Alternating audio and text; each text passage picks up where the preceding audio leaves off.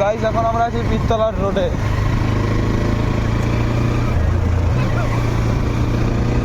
আর এখানকার ভিড়টা দেখুন।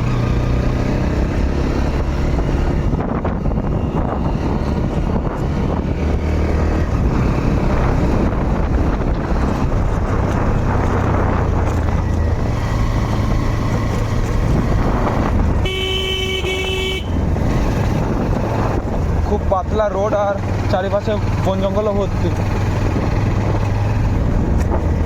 চলে এসছে বাম্পার। আর এই যে সেই পীরতলার গাছটা যেখানে বিশাল মেলা হয়, ওটা মনে হয় একদিনেরই মেলা হয়, কিন্তু খুবই বড় হয়, সারা রাত মেলা থাকে।